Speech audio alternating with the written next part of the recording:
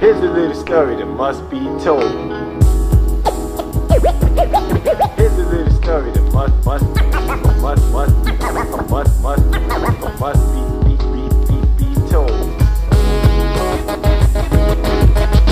This one particular day when I came home from school, I usually go home and practice. And I was playing music a little bit too loud, and my moms came and banged on the door, boom, boom, boom, boom, boom. If you don't cut that music down, you're gonna have to cut it off. So while she was in the doorway, screaming at me, I was still holding the record and rubbing the record back and forth. When she left, I was like, that's a pretty good idea. So when she left, I experimented with it, a couple of months, a couple of weeks, different records. And then when I was ready, we gave a party, and that's when I first introduced the scratch.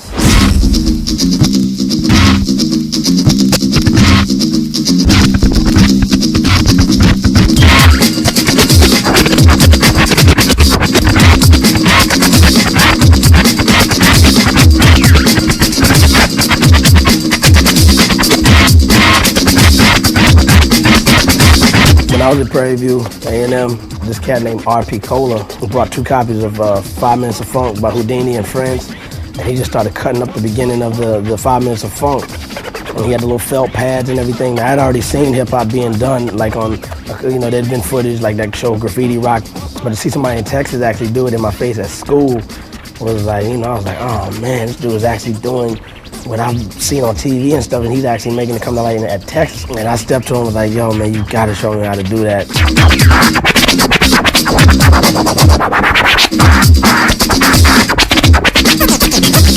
The scratching thing, that's always the first thing that usually grabs somebody. How the hell are they doing that, So it's like, that was me. How are they doing that? So I grabbed my mom's, record, Joan Baez record, and I'm scratching it on the turntable, tearing the shit up out of it, and she's not home, so thank God, but she comes home and there's grooves all beat to shit and the record's all busted.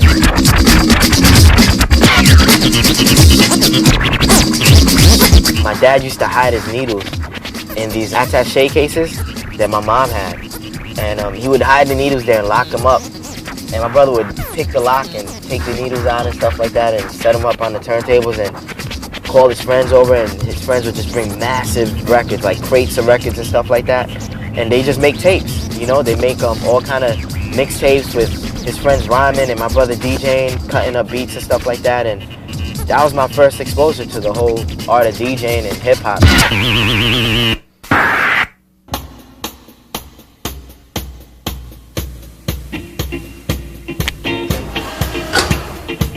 A lot of people get rap and hip-hop mixed up. It's 2 totally different things. When you say rap, you say an MC and a DJ. When you say hip-hop, you say graffiti, you say breakdancing, you say DJs, you say MCs, the way you dress, the way you talk, all the elements into one. That's hip-hop.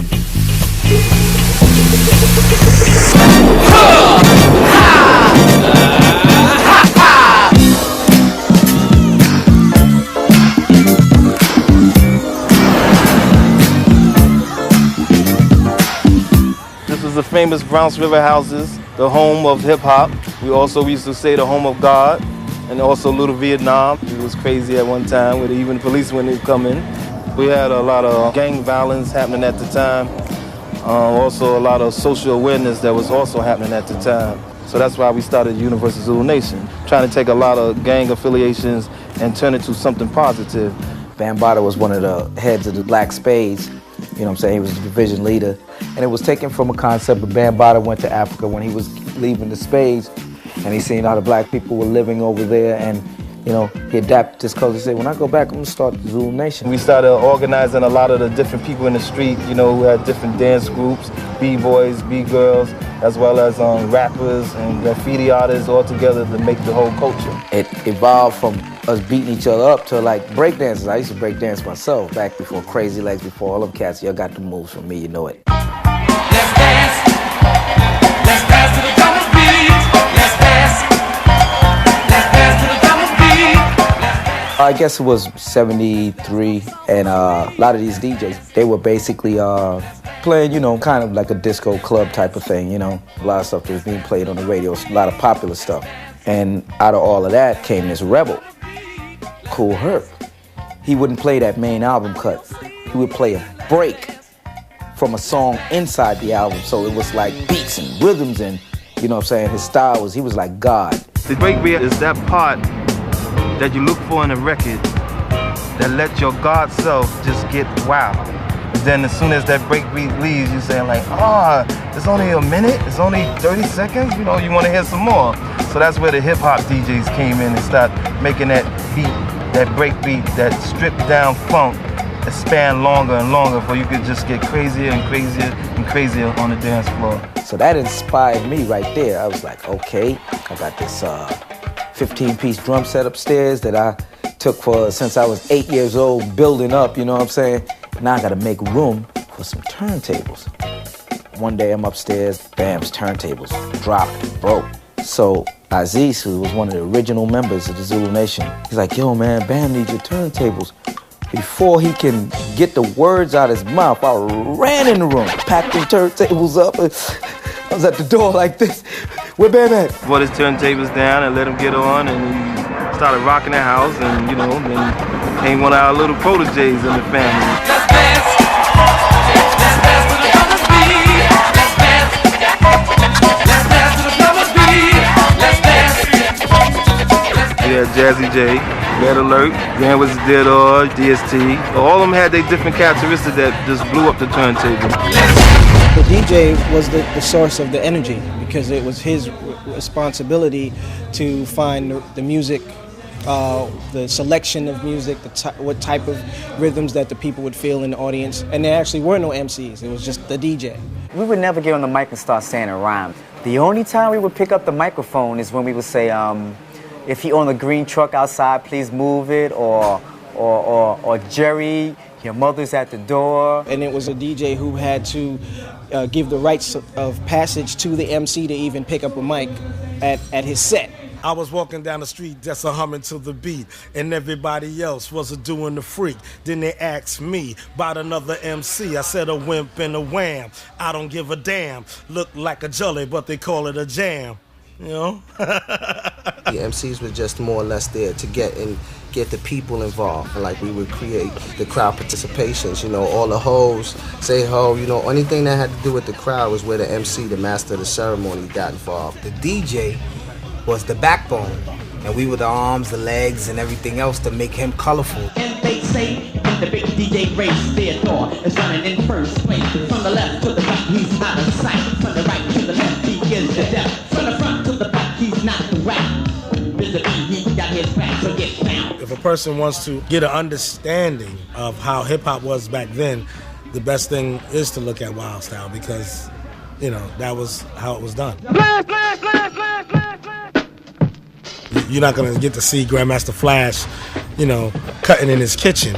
That wasn't like part of, you know, somebody wrote a skit or something and said, well, this is what we're going to do. We're going to have him put his turntables in the kitchen. No, they were in the kitchen.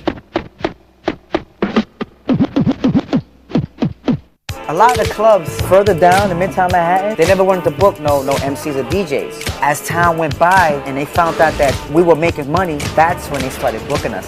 Things started being pushed, getting pushed more downtown. That's when a lot of the punk rockers started coming up, hanging with us and partying among black and Latinos, where everybody thought it was going to be some type of racial violence and this and that. But as Uncle George Clinton said, one nation under groove. We interrupt this record to bring you a special bulletin. The reports of a flying saucer hovering over the city have been confirmed. Time to get on up now. Hip-hop. Hip-hop. Hip-hop. I think like 82 maybe was when the Grill opened up on 3rd Avenue down around 10th Street. And I saw a tiny little ad in the Village Voice that said the Cold Crush Brothers were going to be at the Grill. And I went down there with my girlfriend at the time, and we walked in, and it was a basement club, and I could hear this enormous, loud beat happening, like boom, boom, boom, boom, boom, boom, boom. And I was like, yeah. So I gave him the money, and I went down the stairs so fast, I think she was flying behind me like a flag in a cartoon. You're like, woo! And And I said, oh yeah, man. I was standing there at the edge of the dance floor, and there were like a couple of Japanese business guys who seemed to be everywhere in hip-hop at the beginning. They're standing around there. They like always know where it's at, and me and my girlfriend. And I said, this is great, huh? She said, well, I think I'm going to have like a drink. And I went over and bought 2 of them. I said, here you go. Just have them both. And because I was like, I didn't need the drink or anything, man. I was just like, let's go. Because there's nothing in this music that I don't want to hear. There's words that are kind of syncopated and rhythmic, and there's this hot drum track. It's great. This is music I've been waiting all my life to hear, and I didn't know it. We felt so attached to this because this wasn't just something that we did for the money. I mean, we believed in this. I mean, when I left, I could play for 6-7 hours outside. Then when I came home, I set my turntables up and I played for another 6-7 hours. You know what I'm saying? It was something I had to do. It's history, and a lot of people don't really understand what actually happened then, because there's the pre-rap record hip-hop, before people were rhyming on records. When Rapper's Delight came out, it got into the era where the rappers didn't need a DJ. As long as they have a drum machine on the side, you didn't need a DJ. And a lot of record companies wanted to just pay the rappers and not pay the DJs because the rapper's voice is on the record. So what do you need a DJ for? DJs the ones that put the MCs out there, but then the MCs became the power. A lot of MCs got away from the cultural part and got into all about the Benjamins, and they left the DJ behind. It took a lot out of hip-hop in my heart, because I was one of the rappers who liked to rap to my DJ's feeling. If he felt good, I felt good, and my music was sounding good because he was sounding good, and vice versa. But then when it was that, it's like you're rhyming on a flat line, not a heartbeat. We're just 3 MCs and 1 DJ, and we be getting down with no delay. To mix master Mike and what you got to say.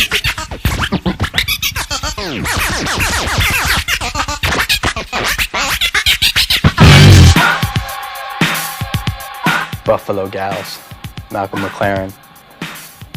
All this scratching's making me itch. Zigga, zigga, zigga. Where's that sound coming from? The zigga, zigga. What is that sound? So one day I turned on the TV. I seen Grandmixer's DST live in concert with Herbie Hancock. Oh, that's where that zigga, zigga sound comes from. Is that turntable moving back and forth. And then I knew that's what I'm going to be one day.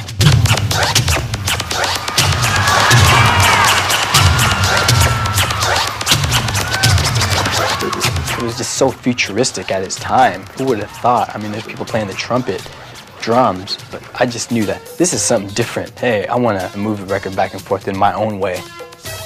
Actually, I couldn't afford turntables at the time, so I bought 2 tape decks. I used to record Halloween spooky sounds or space sounds from 1999, and I would mix off 2 tape decks. And that's where I got my name, Mixmaster Mike.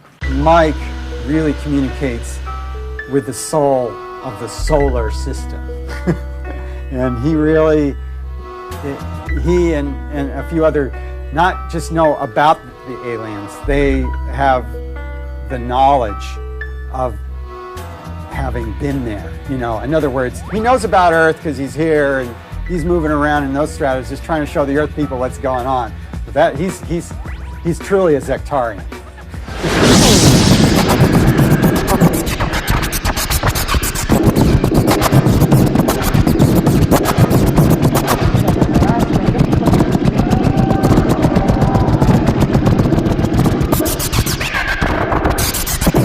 I got inspired one day because down from the apartment complex was a football field. And I seen these 3 lights that landed on the field out of my window. I kid you not. And that's where I got inspiration to like, maybe it was my scratching that caused these light beams to come and land. And maybe they're visiting, and maybe I am actually communicating to intergalactic beings.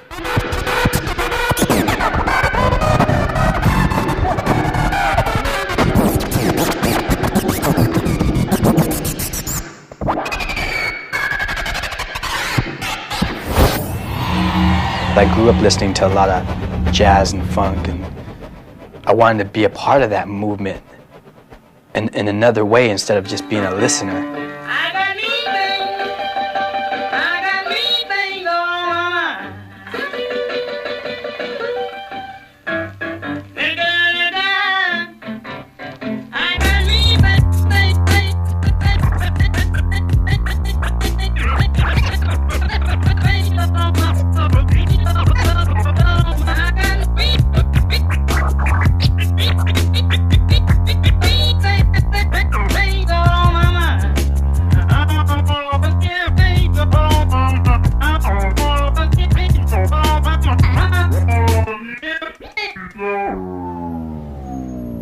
That's Robert Johnson, the Delta Blues. What I got here, this is life-size Qbert. As you can tell, my super physique outmatches this man right here.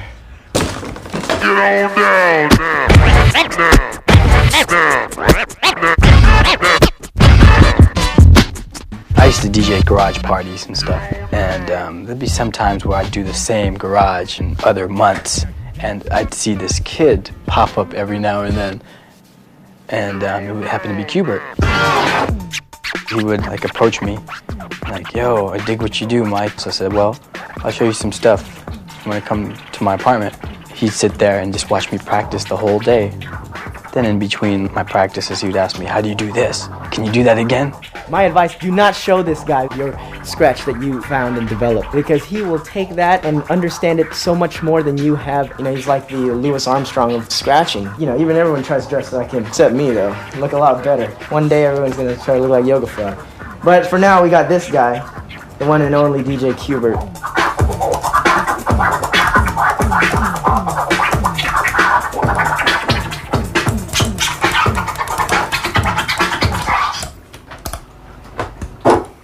This is a fader, so you can just, what it is just on and off. You know, that's all it is. It's kind of like talking, you know, you just speak what you're saying, you know. The more techniques you know, the more, it's like each technique is a word. And so the larger your vocabulary, the more articulate you can speak. Farts, burps.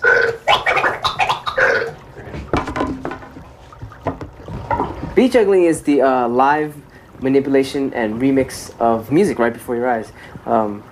Usually what you do is you kind of use the same two records. So this is like, I'm just using a piece of the record. It's called the break. It's like, and then this is the same record as well. Like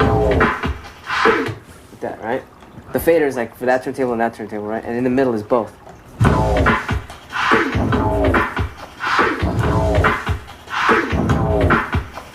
So if you mess with both of those beats, you can go.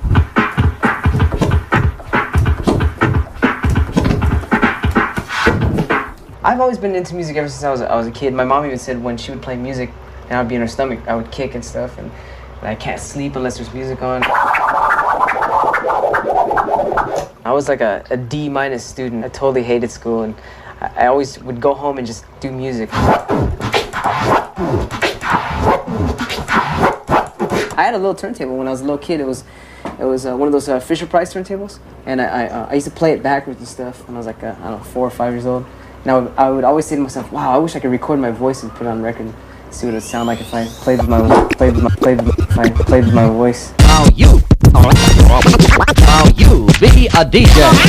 Scratching really came to me when I heard, I guess, Rocket.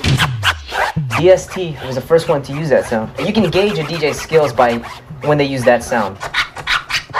It's kind of like if you can gauge a guitarist's skill if they just use a plain acoustic guitar and see what they could do with it, you know. So this is like the plain sound right here, or this one. Scratching is like, to me, it's like some other kind of intelligence. Me and Qbert used to practice. That's where we made up the question and answer. I'd scratch the question, and he would give me an answer, and so we didn't even have to talk to each other for a whole day. I remember one time he moved away to another city, and I was like, damn, how am I gonna bite it? How am I gonna get his ideas? So I imagined all these like DJs from outer space, like what would their style be? He took that and just like went in his own world with it. Since Earth is like it's like kind of like a primitive planet, what about the more advanced civilizations? How does their music sound? So I would imagine it, you know, whatever they're doing, and I guess that's how I would come up with my ideas.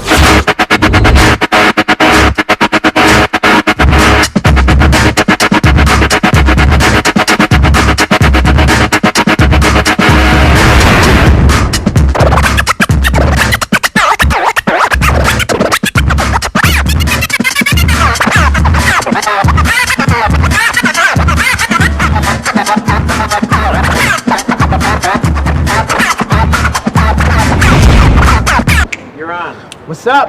We are the Bulletproof Scratch Hamsters. Changed our name to the Space Travelers. And, Why is that? We changed our name because of DJ Mars. And we don't give a fuck, actually.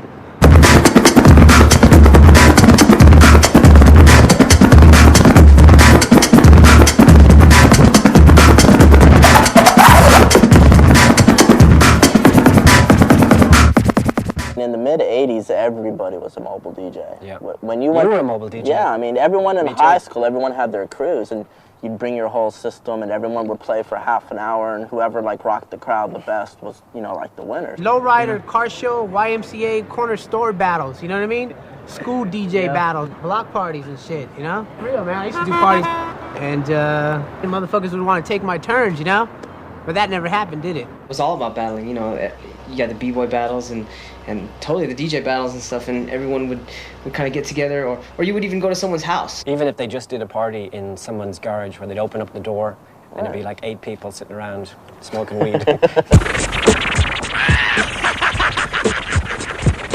that motherfucker warm! It's getting hot! It's getting hot!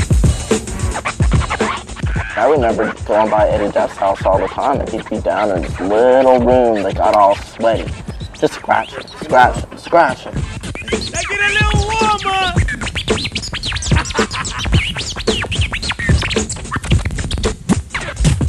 If you're doing something and no one even gives a fuck about what you're doing, and you're just doing it in your bedroom for yourself, like how you really feel, it's like a painter just going crazy. That's what happened, and that's why they would come up, like, say, the Tones, go, this really is cool, you know, and it wasn't like thinking, well, will this work at the club on Saturday night? It was just, let's just do it. It sounds good to me and to these 2 other people in the room with me.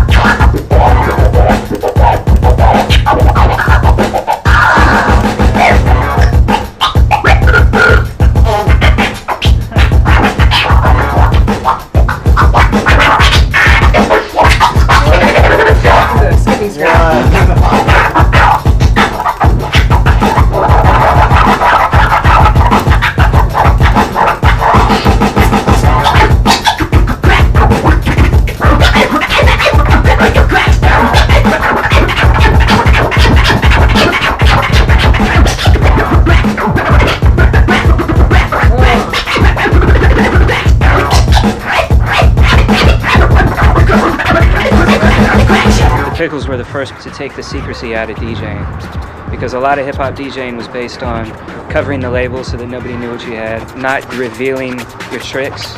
And I think the Pickles were the first people to just be like, hey, here's exactly how to do what we do. We want you to go out and do it better so that we can learn from you. That to me was like that was a giant step forward. And they were so far ahead of the time that people, a lot of times crowds would just be like, damn. They won battles, that's what they did, and that's why they became so well known. I mean, they're incredibly talented, but that was something that sort of put them on the map. What made it unique was we all had our own individual styles. I was into like scratching horns, and Q had this drum. I was just scratching some drums, practicing, and then Mike comes in with the horn. I don't know, he just walks in the room and says, ooh, and he started scratching with a horn, and from there Apollo came in and said, whoa. Apollo came in with the trumpet stab, and that's how it started. We looked at each other while we were doing it. Sounds like a band, right guys? Yup. Sounds like an actual band.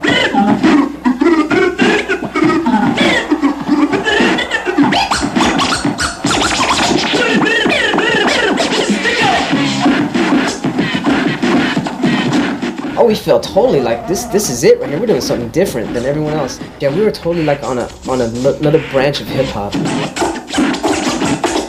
gonna wreck this motherfucker like read the hard way, so take that! I guess in the early 90s, there really weren't DJ songs on albums anymore. And actually a lot of rap groups didn't really even have DJs anymore. That's the scene that we were like totally not into. We were totally just all DJ kind of band and stuff, you know. I mean, we love the rap and stuff. It's just that what they were doing with the DJs in the background and they were just filling stuff. I was like, yo, this is not. We just totally blocked it out, and it was just, we were in our own world. We were like on Jupiter or something. But when David Paul came, he was like, yo, let's make an album, just a DJ album. No MCs, just y'all shining. They were like, all scratch an album. What are you doing? The return of the DJ. Oh man, it definitely opened some doors, and it opened our minds. Up until the return of the DJ album, my goal was to DJ for a popular rap group and be on stage with someone and be in videos and stuff like that. I never thought that I'd end up having my own album and that I'd be able to exist as a musician without the presence of an MC. And Return of the DJ was like the start of that. Start up the phonograph. People's in the place to be. This is dope on plastic. This is Rob Swift. You're in Jackson Heights, Queens right now, and that's basically where I was born and raised.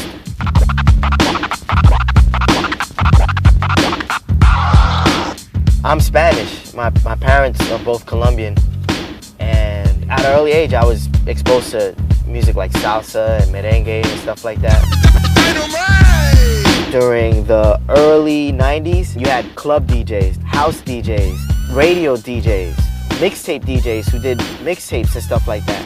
We were like, yo, we want to have a concrete, specific identity, which I think Babu was like the first person to actually even use the word turntables. I told him that and he goes, you know what, man, I'm not even gonna call myself DJ Babu anymore. I'm just gonna be called, like J. Rue calls himself the Damager, I'm gonna be called Babu the Turntablist. And that's what it was. It was something I'd write on my mixtapes. It was something I named myself. So and then all of a sudden it just went, just scattered, you know. He dropped it a few places here and there. Yeah, we're turntablists. To me, the original turntablist is Grand Mixer DST. Not only was he an integral part of the song and the band, he was like the highlight.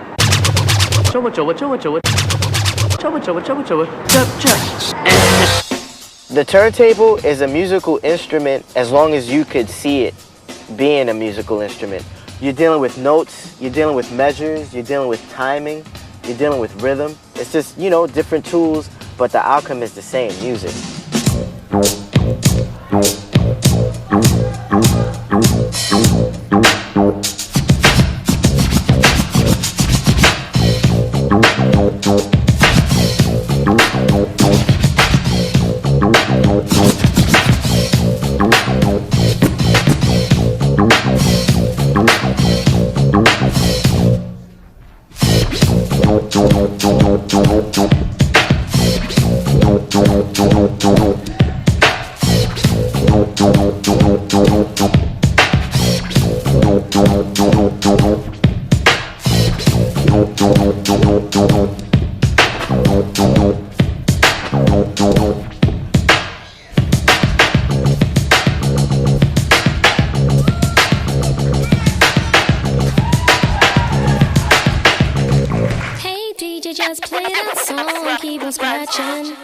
All night. Hey DJ, just play that song. You have me itching all night.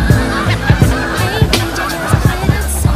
Keep on scratching all night. Hey DJ, just play that song. You What's have up with me Rocco? itching all night.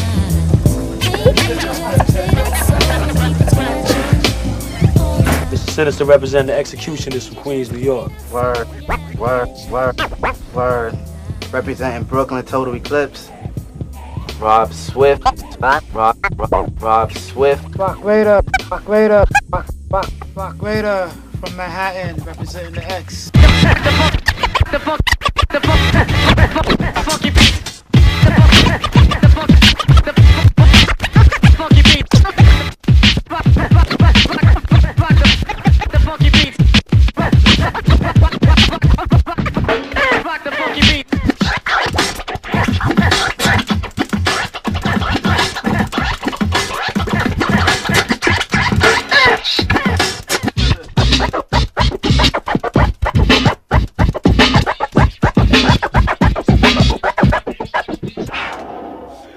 Sometimes you just bump into different things that might sound good. Like, that's what it is freestyling. So right now we was freestyling.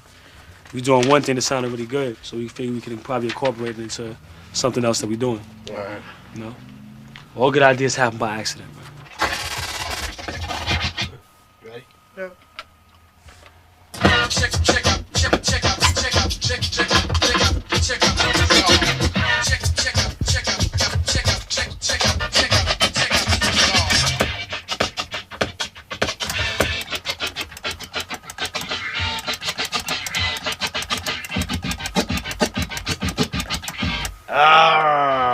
I'll do it from the top. No, those three were good. Just go from the left. After the third one, you just gotta do the end. The last one. The last brown filling, right? To do the last Once you filling. do it, just do burn. Huh? No, like how you how you said burn. What we're trying to figure out is how to record music in a way that'll come off similar to the way a regular band would play music. So it could start off with one kick and snare, and it'll evolve into something big.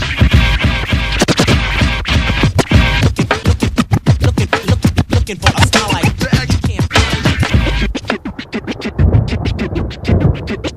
Welcome to Brooklyn. Guys, come in. This is basically a rub, so it'd be fresh. It's a tool. It's a method of transcribing scratches. It's helpful if you're trying to convey your composition to someone else. When I started doing that, I brought it to the DJs, Rob Swift, Babu, and they're like, oh, this works. So then I felt, okay, I got to develop, and that's where it is now, where we got this little booklet. This is a routine that Rob Swift did. If you follow along here, it's scratch, chin, chin, chin, chin, scratching, boom, scratch, chin, chin, boom, scratching, boom. What is it? What this is all about is the art of mixing. It's analog. It's right in front of you. They don't need a delay line. They're creating delays with beat juggling or with moving the fader in certain ways to stagger things and to stutter things and to manipulate time with your hands.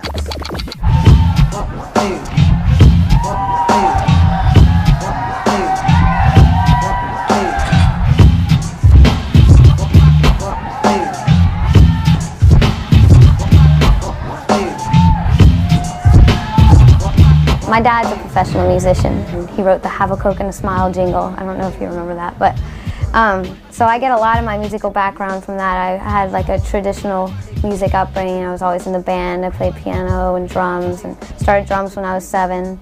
And just all through high school, marching band, snare drum, I can read music, I played trumpet. But with the scratching, I had just heard like wicka wicka, you know, like really easy, simple stuff. I was like, oh, anyone can do that. But then I saw him and he's like doing all these crazy tricks and all these patterns that some I can't even play on the drums. And I was just like, oh my gosh, I gotta learn how to do that. And he pushed me, and a month after dating, he moved in, and we've been together for the last 4 years. The turntables moved in with him, and I stopped making fun of it. The first time I heard scratching, really, it probably was like Rocket. It was just like so different and just such a weird sound.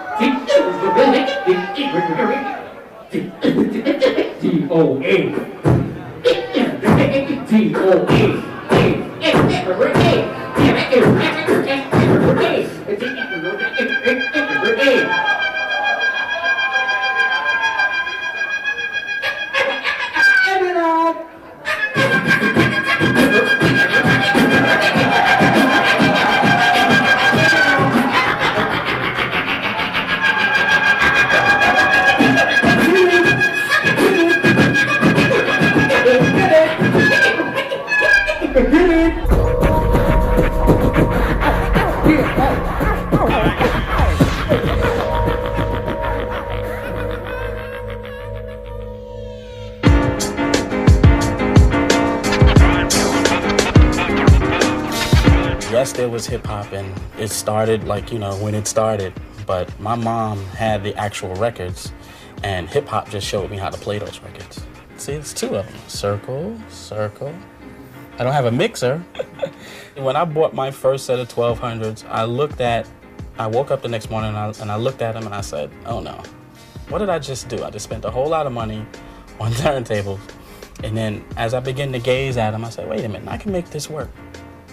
And I read some theory book, but they said if you practice for 1 year and give up everything, women, wine, song, everything, you give it all up, you would be the best at what you do. And that's basically what I did.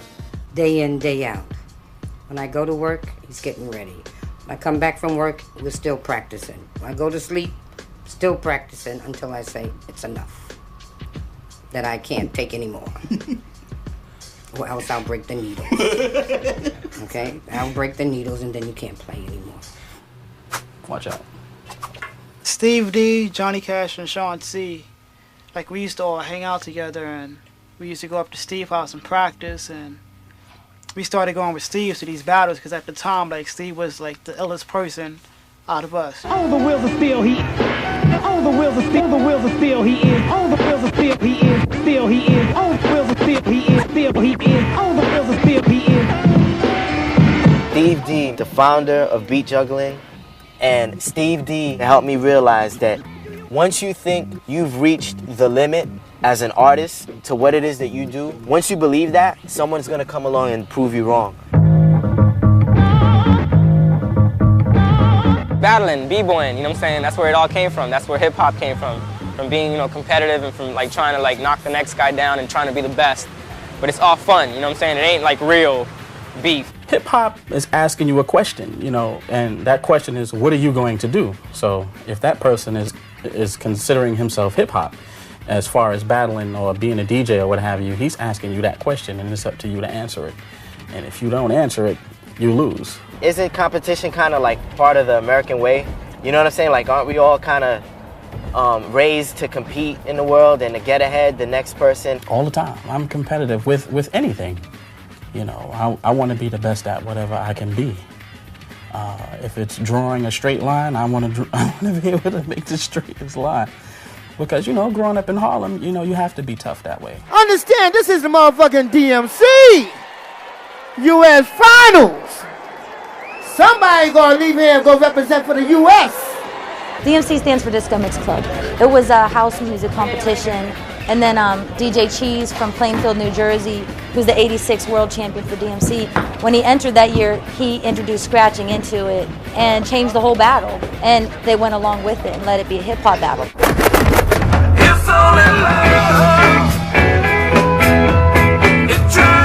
DMC is like you do a 6-minute routine and you try to make that 6-minute routine the best overall. You know what I'm saying? You're not really going up against one guy.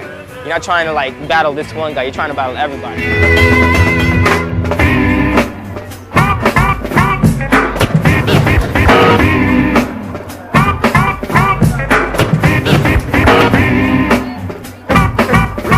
We did 12 heats this year, and they all, you know, managed to win in their own cities or other people's cities, and came out to battle. So everybody was almost a first timer. So funky, yeah.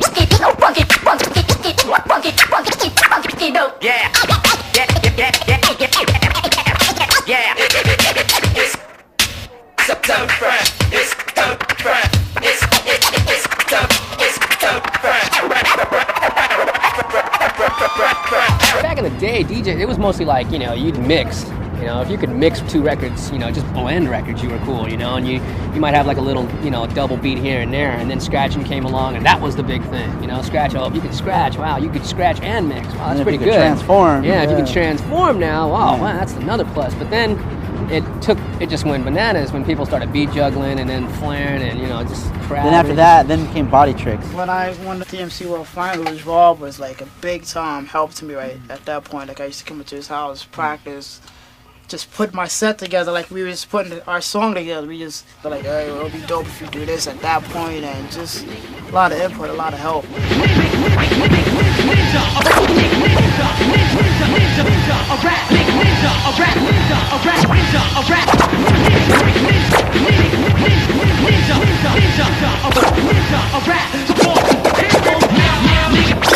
You can watch a videotape and not realize how much time and energy was put into those 6 minutes. Months and months of practice. You know, all boiled down to 6 minutes.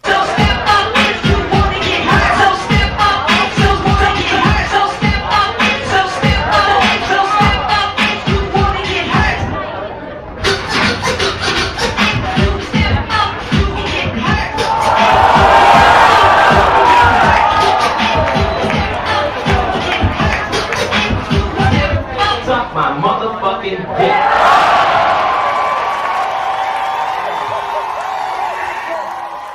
Once you get in front of the set and it's like, you're going to compete against him, I'm not his friend anymore. I can care less. I want to eat his kids. You know, you gotta try to act like you're the #1, but it's all an act, you know what I'm saying? Inside, you know, I get nervous. You can do your routine 100 million times in your room. You get in front of like 500 hardcore hip-hop fans expecting to hear something. You can crumble Anything pretty can happen. fast. You can be DJing and scratching, your record skips. Oh Skips, shit. yeah. You could go to like move the pitch control, your arm hits the needle. Oh shit. Oh shit. Oh shit.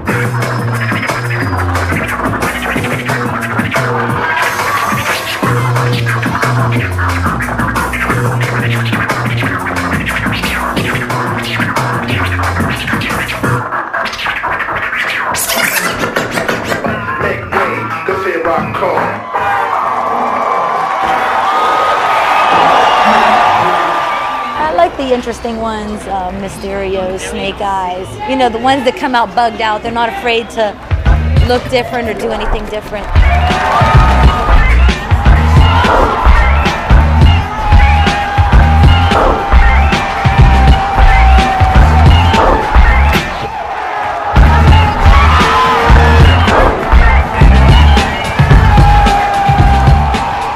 Competition's a way to get seen, as opposed to just DJing out in the street, in the park. You know, you get to reach a wider audience.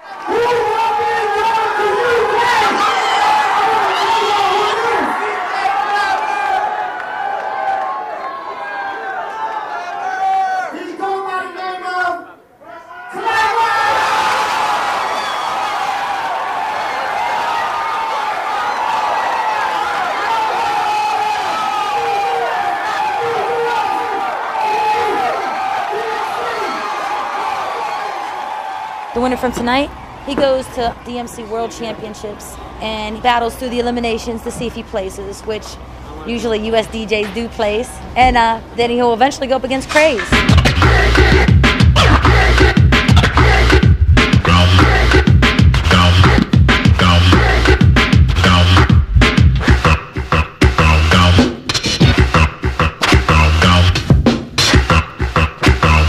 When I was competing, I would be, I want to be the best, you know. I want to learn all the tricks and put it together and put mines on top of it and flip everything, you know. And then I guess now I'm more like of a soul searcher, where I kind of try to outdo what I did yesterday and kind of just do it for the love without competing against anyone else but myself now. They just get over it. It's so stressful and it's too much. It's too much to like stress all year planning the routines. Even Craze said it, you know, after this third time he's done, whether he wins or loses. And 20 years from now, I want to look back and I want to be like, yo, I had fun when I was like 20 and I was doing all this crazy shit with the turntablism stuff. I don't want to look back and be like, yeah, man, I was representing. I was keeping it real. You know what I'm saying? I don't want to, you know what I'm saying? I'm having fun, and that's what it's all about. Let's see here. Who you want to pick a card? Any card? No, let me just see. Let me see. I got Rex in Effect. I played with Dougie. That's my first playage. And then Toshinobu Kubota, Toshi for short. Then there's Guy, Luke Skywalker, both times with 2 Live Crew, Blackstreet. It's all fun when you DJ with a group because you get to showcase you. If you ask some of the turntablists, you know, what groups you DJ for? Huh? What group? You know what I mean? And it's like you can't tack any medals onto the trophy that they may have that's sitting there. It's like they didn't go any further, you know, and I think that they need to get, if they want to elevate the art form, it has to be on a bigger platform. You know what I mean? With whether you're performing in the studio or performing with another kind of artist, just take it there. 10, come on, 9, come on, 8, come on, 7, come on, 6, come on, 5, come on, 4, 3, 2, 1, run! And now, without any further ado, give it up for DJ New York and DJ Virtuosos.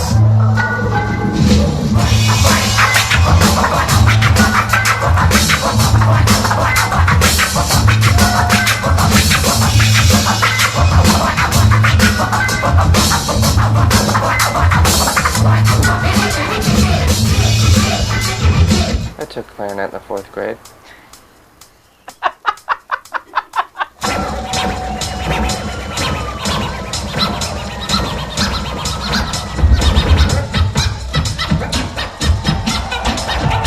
got my first drum at 5, and then I started playing on a set at 11, 12 years old, somewhere in that range.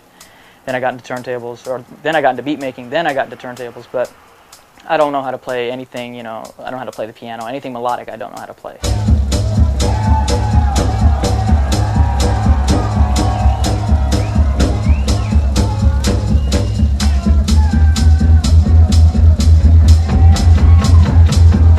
Turntable was originally something you walked away from when you put a record on, you know? You never thought to sit there and look at it and say, what else can I do with this? You're not supposed to, you never were supposed to touch it. Yeah, it was so... Your parents were like, don't touch the turntable. Yeah. Don't touch the record. You're going to ruin it. I was 11 years old, and I heard Rocket by Herbie Hancock, the DST scratching on it. It was ship, ship, shroot. And I grabbed the shroot. That sucks shit.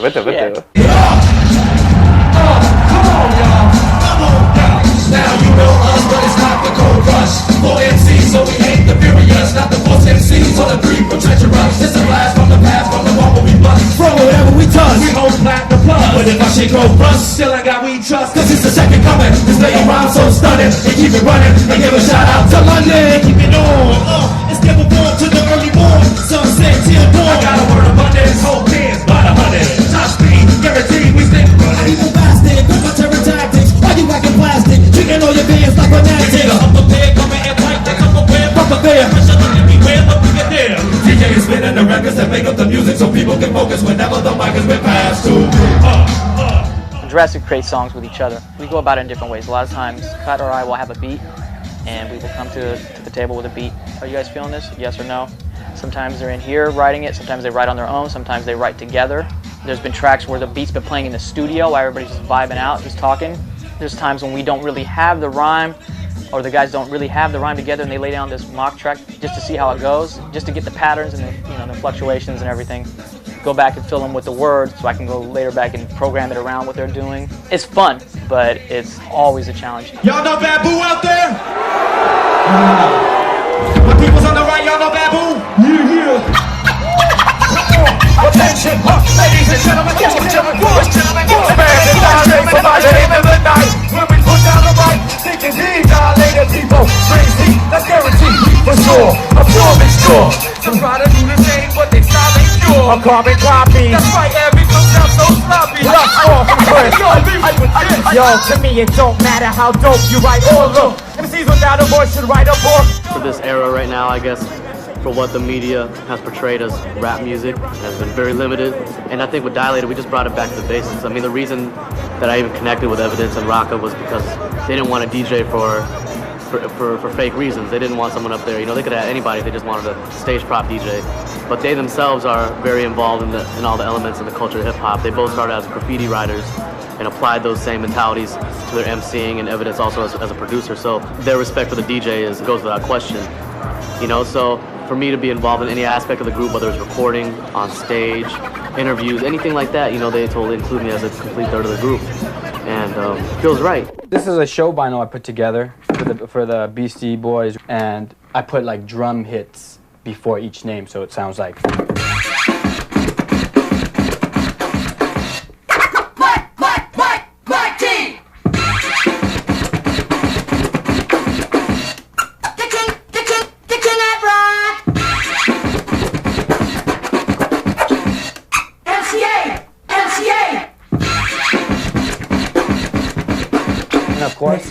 And of course, Master.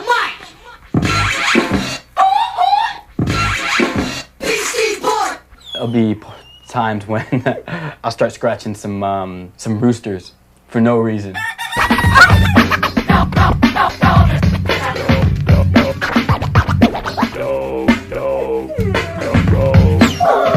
Just totally flip them out. You know, it's like I'm their maestro, and it's like whatever I throw in, they have no choice. They have to rhyme over it. Come down into the dungeon.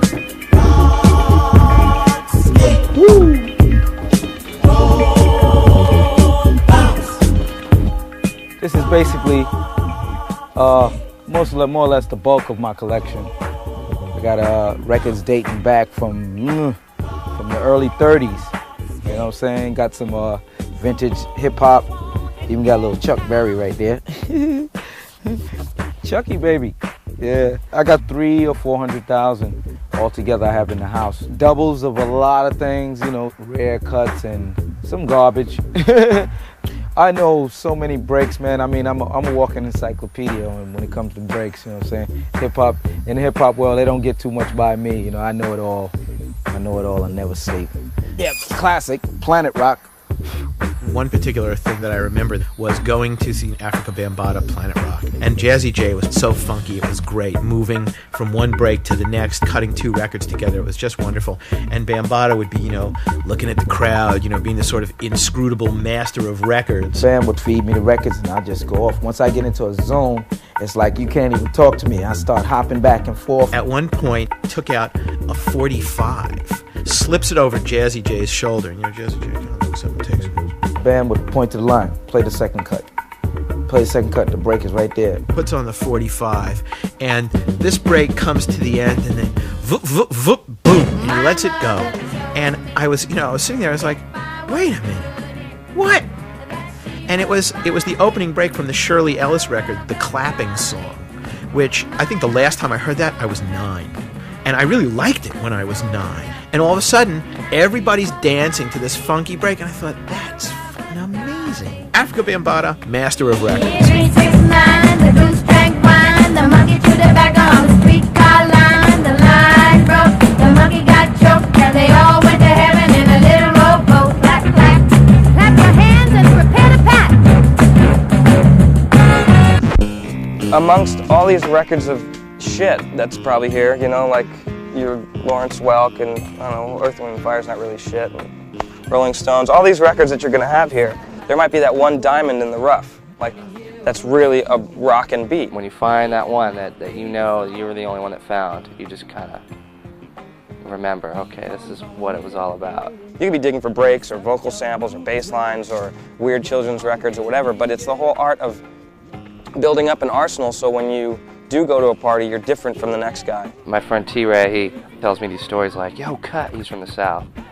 He's from South Carolina. He's like, yo, Cut, you know, I could go into a town and just, I could just smell the records. It's like, I pull in and oh, honey, we gotta stop. There's some records in this town, you know? You're digging all day when you find that one record, you know, it's at the end of the crate, you're dusty, you stink, you know? And it's a whole culture. I mean, it's that whole, like, you got it on vinyl? You got 2 copies on vinyl? It's like that always thing you're asking. It's like your drug. You got that? And this happened to me when I went to North Carolina. Okay, just look in the yellow pages under R for records and we'll find stores. Phone page is ripped out. Somebody got there before us looking for records. I talked to T-Ray and he was just like, oh yeah, man, oh no, you won't be able to find a phone book with records, you know, listed in there because I tore them all out already. So I'm like, oh man. DJ Shadow, he's the king of digging. No one's iller than him. He's got a keen sense. He's got the spidey sense. He comes here regularly and spends the day usually going through the records downstairs. And he's been coming here for a long time. And he always comes up with a big stack of records like that. We don't let just anybody downstairs, so he does have a special relationship in that sense. This is just, it's my little nirvana. And being a DJ that I take, you know, the art of digging seriously. And this is just a place I've been going to for 11 years. It's just an incredible archive of music culture. And there's the promise in these stacks of finding something that you're going to use. And in fact, most of my first album was built off of records pulled from here. So it has almost a karmic element of like, you know, I was meant to find this on top, or I was meant to pull this out because it worked so well with this. So it's got a lot of meaning for me personally.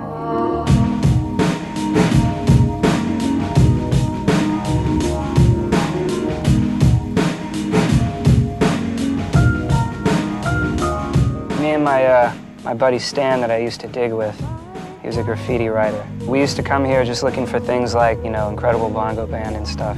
Every now and then we'd buy things and Ed or Mark or someone will say, oh yeah, we got a ton of these in the basement, or you know, oh, you should see the basement if you think this is something. So after like 5 years of hearing this, I just decided to can I just take a look And we came down here, and I couldn't believe that there was still something like this, a cachet this large, and the fact that it's relatively untouched.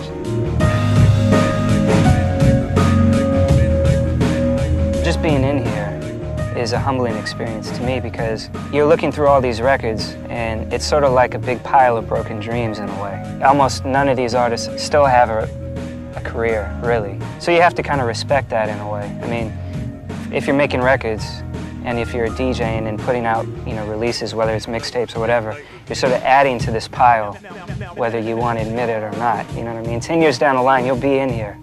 So keep that in mind when you start thinking like, oh yeah, I'm invincible and I'm the world's best or whatever, because that's what all these cats thought.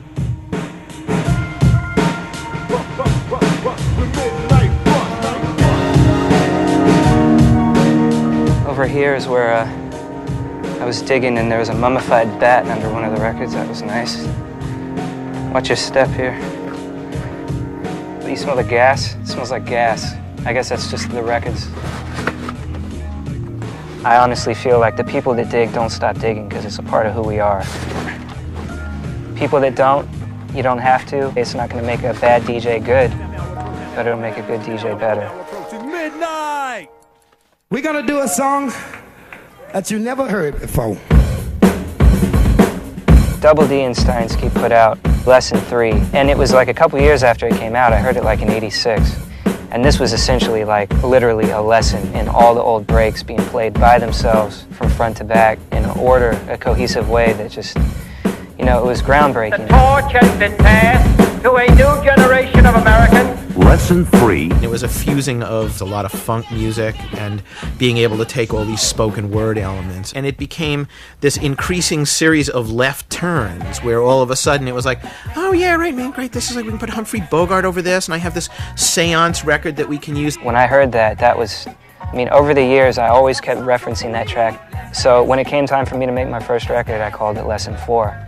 And just so happened that a few hundred miles away, Cut Chemist was doing the same thing, for the same reasons. Lesson 2. That was the first time I've ever heard breaks, old records with drum beats on them. I listened to it and I was like, wow, this record was made entirely from records. And I just went bananas. I said, this is it, this is the missing piece, you know, to hip-hop for me.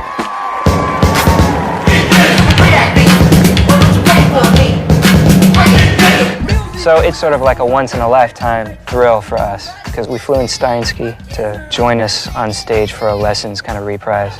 We're trying to use all the original records. I'm like a radio DJ, you know, as the first record ends, the next record begins. And these guys, they knew that these were studio creations. And they kind of looked at them as, oh yes, this should be able to happen live, which is amazing to me because we never even thought about that. And say, children, what does it all mean? A lot of those groups that I was brought up on, from the Commodores to Earth, Wind & Fire to Al Green, Curtis Mayfield, all that, the sounds that they did back then, they don't do them like that no more. They started getting into the computer generation and newer equipment, and that style died, and the funk just didn't sound rugged like it used to. It's something about that, just that beat, man. It moves you in a certain way before you even hear vocals. It's a driving force.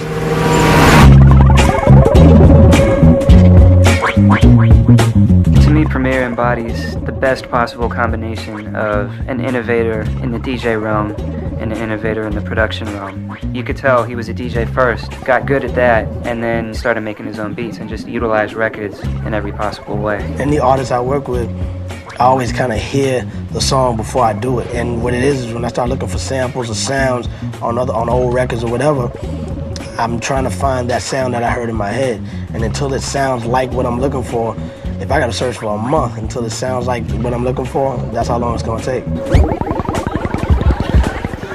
When Guru heard me do my demos and put me into Gangstar, I knew that I don't deserve 50% of the money if I just DJ. I gotta do something else. That's why I started saying, let me learn how to do beats. And then I'm putting my 50% into the group. And I feel like if you're a DJ, you should know how to produce tracks because we rearrange tracks and remix tracks just from having records around. So if you can do it at a party or make mixtapes, you should be able to do, you know, hot tracks.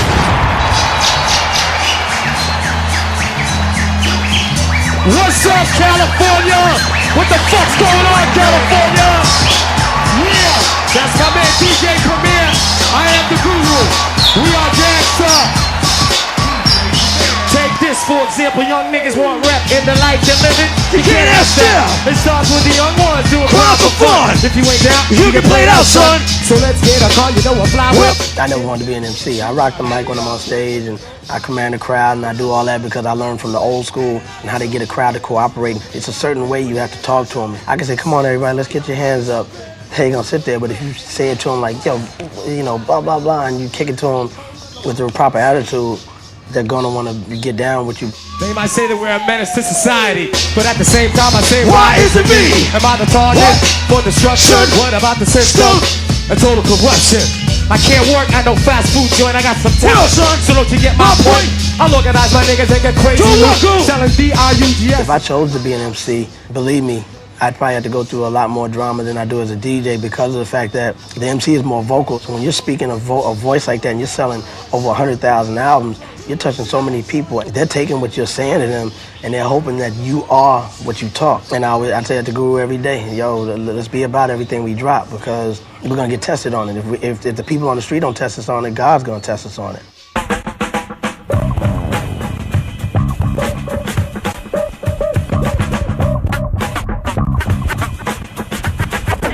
Making your own vinyl is, it adds a different level from when I was just playing other people's records and can just, you know, I kind of had to go with whatever their format was.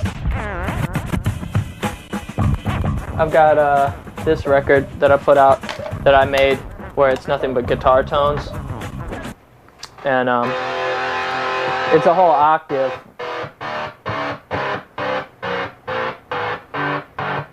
So you can play it like an instrument.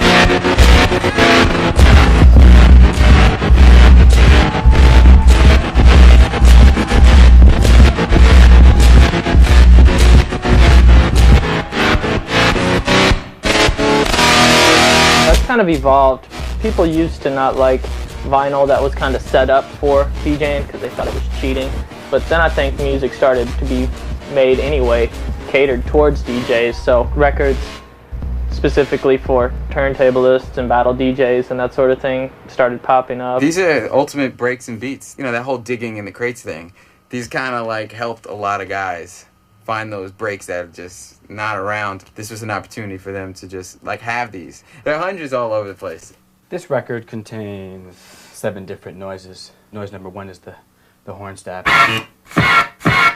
And then the numbers. I'm with the 1, 2, 3, 2, 1, 2, 3, 2, 1, 2, 3, 2, 1. 1, 2, 3, and then the tweak tone. And then the crash.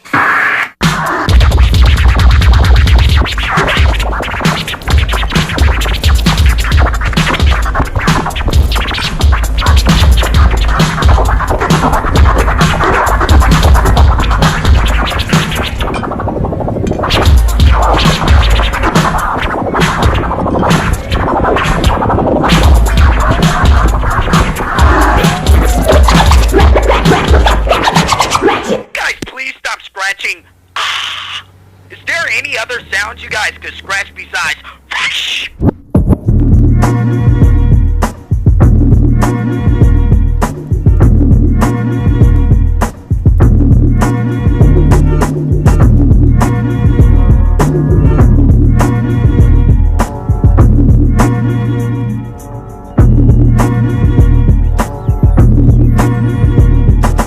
Ease off the toes, my man, take it easy.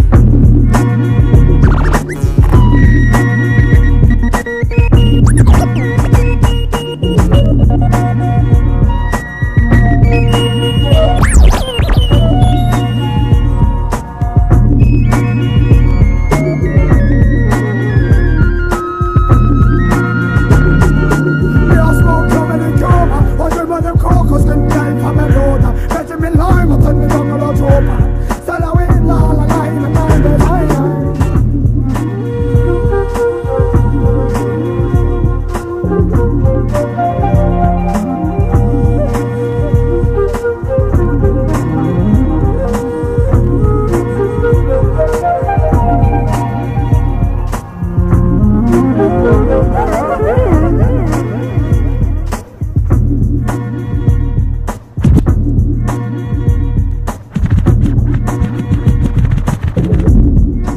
You go to Japan, you look on the billboards, someone's scratching. You look on the commercials, there's a DJ. The video games are coming out of there have DJs on it. The clubs, everything is DJ oriented. It's everywhere. Everywhere you go, people are buying turntables, people are scratching. Just in the amount of DJs, I mean, it's thousands of new ones every day. Kids want turntables and a mixer when they graduate from high school. They don't want a car. They want turntables and a mixer. I'm gonna read through the order one more time. So we're gonna start off with Will, DJ Spaz. Second, Daniel, DJ Froth. So after Daniel, we got Mike, DJ Tech, David, DJ Static. Then we're gonna do a set from the rappers. Show me what records to put on them. So anyway, I think the most important thing is that you guys enjoy yourselves when you do it.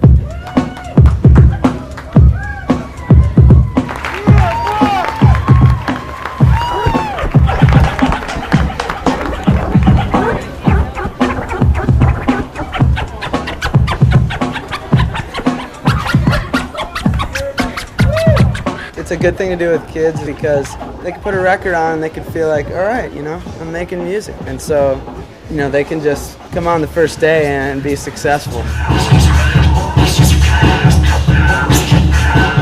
And they're nervous enough just in class doing it in front of other kids sometimes, you know, but doing it here, it's a huge room, you know, and even if they're all not standing right in front of the stage, there's 100 people in the room. They're nervous.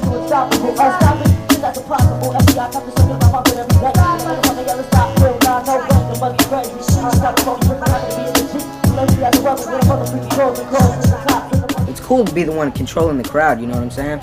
All the kids around me in my class, they say, oh guys, you gonna DJ the next dance? I'll say, yeah, I'll be there. So we'll be dancing, scratching or playing music or whatever. So it's cool. You know what I'm saying? We rappers, but we be doing a little DJ. You see the little shirt right here. So DJ, they cool because, you know, a lot of guys like it, you know, they be bumping it in the cars and stuff like that.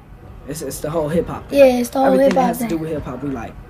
Do you like scratching? Scratching? Yeah, what is it? Scratching, scratching, scratching, scratching. Do you like scratching, scratching, scratching, scratching? I heard that in England in the last few years that turntables are outselling guitars. There's no doubt about it that the DJ industry has doubled in size in the last year alone and has captured the American youth in the same style that youth were playing guitars and drums back in the 60s. The turntablist guys have really made a big splash. There are competitions like Disco Mix Club, ITF, have really fueled innovation. You have people like Qbert and Rock Raider, Mixmaster Mike. It's definitely booming. Hip-hop has been wonderful to us as a company.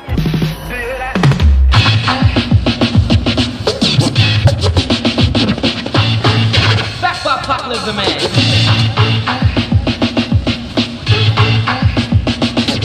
When they have a demonstration, you know, it's just the area is packed. You know, there's people standing all over the place. We've had some legendary guitar players, we get 10 or 12 people, you know. I spent all this time wood chain to learn all these like licks and everything, you know, musical theory and everything, and these guys come along, you know, scratching up the place. I've tried out myself, but I didn't know what they're doing. They could do some really neat stuff with it. But I guess honestly, I hope it doesn't become another instrument out there. I don't know, that'd just be a letdown. The turntable can entertain you for a while, but if you are only entertained that way, then you are eventually going to be dull. Kind of a silly way of making a noise that's not too pleasant to ears. Without musical instrumentation, what do they have to scratch? What are they going to do when electricity runs out and they're stuck with acoustic guitars? I don't know.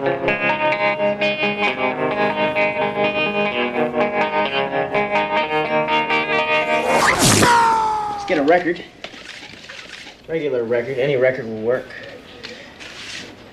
Have your little vinyl killer van. You can see myself, Shortcut, Qbert here, riding the van. Put the needle on, turn on the van. Get ready for a lot of fun and excitement. Now, let's start.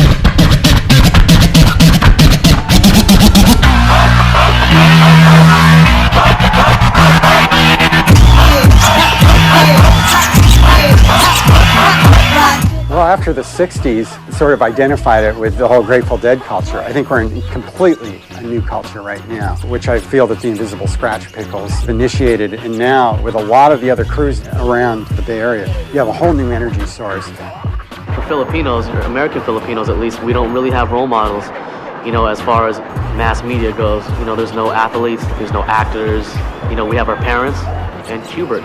And, you know, whether Cube likes or dislikes the idea, he's very much a role model. You see it, you know, even the Australian DJ champs are a couple Filipino guys, you know what I mean? It's more than a coincidence, you know, and I really attribute it to Hubert and Mike and Apollo, like, putting the DJing out there so much. Invisible Scratch Pickles presence, you just kind of go, uh-oh. Because, you know, I mean, they're the most influential DJs that have ever lived.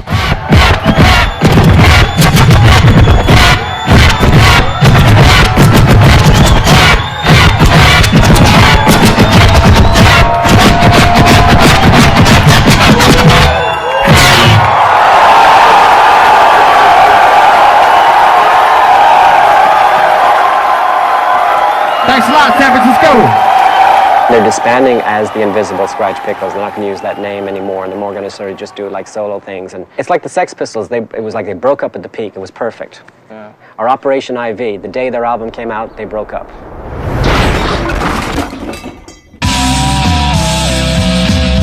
I'm waiting for the DJ PlayStation game. You got your Burger King DJ, you know what I mean? You got your fucking you got your LA Gel commercials with some fucking DJ. What the fuck is that? What does a turntable have to do with your hair? Same shit that happened to breakdancing is gonna happen to DJing too, you know what I mean? The true motherfuckers will survive and still be doing it 20 years from now.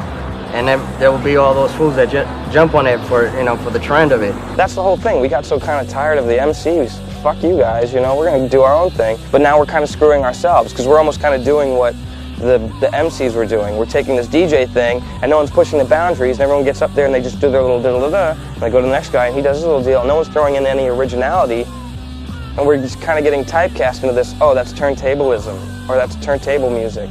I know the boundaries of that. I know where that's gone. You got all these new kids, they got like 10 records and they're just battle records.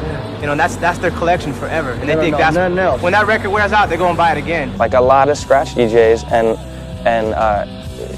DJs that are like battle DJs don't know the first thing about digging for records and how to rock a party, you know, how to get on the mic. It's really important to get on the mic and speak to the crowd. People should make music to make people want to party and not just like make music for people to study. You know, it should make you want to party and shake your ass and like why does that get some girls on the dance floor. You know? Why does it gotta be studied? I want it back. I want it dirty. I want it crunchy. I want it raw. I want it ghetto.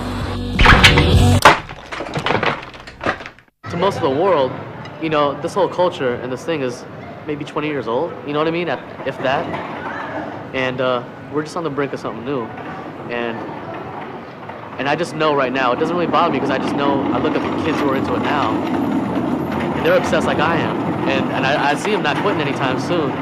And I just can't imagine what it's going to be like when they're the older ones. When they're making decisions, when they're going to say what's cool, what sells, what is fine music, what is not. Ladies and gentlemen, this is an experimental record. It's an experimental for me, and I hope it be experimental for you. There's always been a mystery about the drum. The drum, the drum, the drum, the drum, the drum, the drum, the drum, the drum, the drum, the drum, the drum, the drum,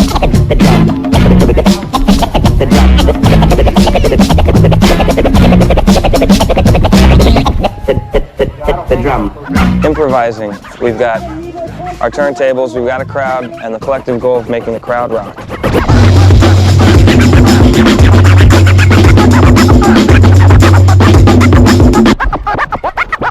There's DJs that'll rock a party, and there's DJs who can really cut well. Well, what we try to do with the Future Primitive is bring those worlds together. The party rocker, the guy who collects deep breaks, the producer-minded individual, people who are like in there digging non-stop. That's the backbone, like in a jazz band, that's the drummer. And then you have the soloist, the turntablist, the scratcher, taking you on those abstractions. 2, 3, break!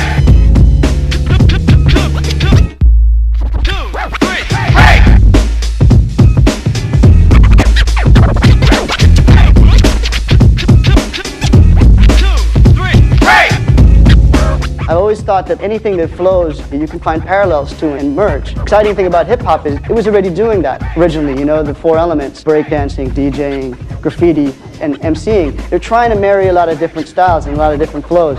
Like with Doge, he paints behind it. That same fluidity in the way he paints and what's happening in the mix, there's definitely a parallel there. When I'm painting to a DJ in a club, the DJ talks to me, I talk to the audience. Hip-hop is the lifeblood of my work, and turntablism is the next step, and it coincides with the audiovisual package of Future Primitive. The DJ gets the b-boys going, you know what I'm saying, the breaks and whatnot. They've always been the architects, the foundation of the dance, the art, the MC. They're the conductors. They're the ones who lead you to where you want to go. Rhythm is really important. It's like if you want to reach that spiritual kind of medium in your soul, it's like the Indians when they wanted to speak to the gods and stuff. They would have like rain dances, and that would be with the drums. You know, and after a while, the drums just get hypnotic and stuff, and they go into a trance. And so music is trance-inducing, like hypnotic, gets you in that spiritual state.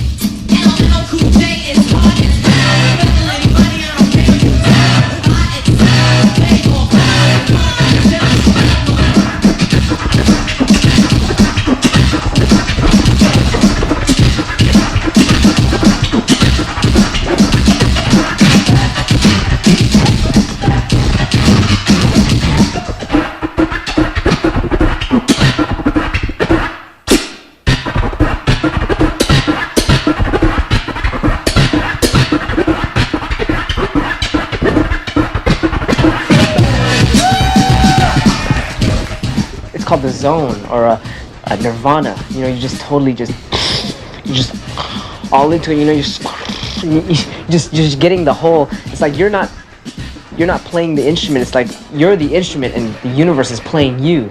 It's some kung fu stuff. I don't know. It's just you're just in there and you don't feel it. You're just flowing. Nothing can stop you.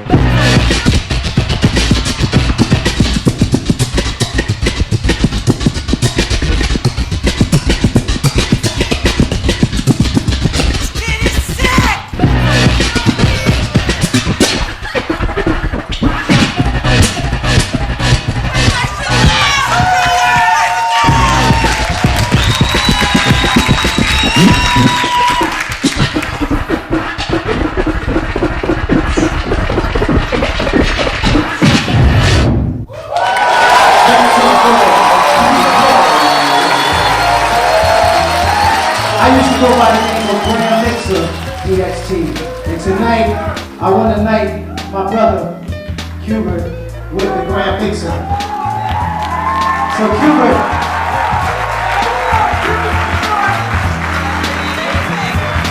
this is the Grand Mixer. You know, when you're standing at a turntable, and you sit there and you watching it turn, and you think about what you're going to do with that turntable to freak people out. It's a heavy thing, man. It's something that you gotta really interact with that turntable, watching it spin, looking at it time after time after time. And it's very obvious that this brother has been indoors for a long time, many hours. I know, because I used to do the same thing. And to see somebody take something to the next level and pass that baton, then he deserves that right to use that name. The Grand Mixer Cuban. Now it's time for our wrap-up. Let's give it everything we've got. Ready? Begin.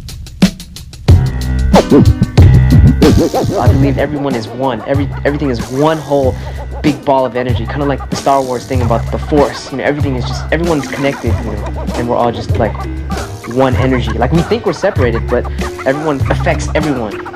When you find out you're not separated, it's like, everyone is a limb of one whole thing. So why would you want to hurt your hand or hurt your fingers or hurt your arms when you know that person is part of you? So in order to help people, I make music for them and, you know, teach people about scratching and I guess try to brighten up their lives or whatever, you know. That's my whole destiny on this earth.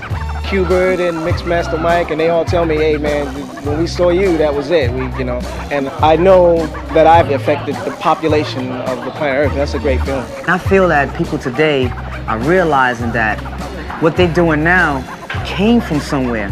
In order for it to go any further, it has to go around the 360 in order for it to go even further. And I always say, you have to know where hip-hop's been in order to know where it's going. You have to. You have to. Well, I always know things goes into cycles, and it's all coming together. I just hope to see it be intergalactic. Since we are becoming galactic humans, you know, we're trying to get to Mars and Jupiter and all that, so I'm ready to see it on all the other planets in our solar system. Not the 9 planets, but the 12 or 13 that's out there. That's what I'd like to do with turntables. Show the world that, you know, there's something really cool out there, you know? Something different.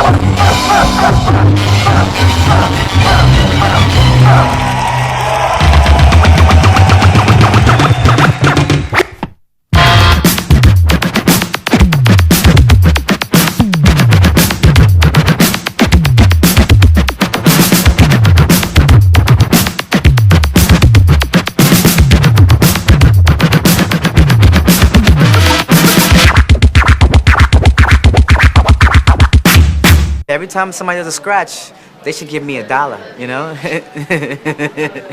You know? I really feel that.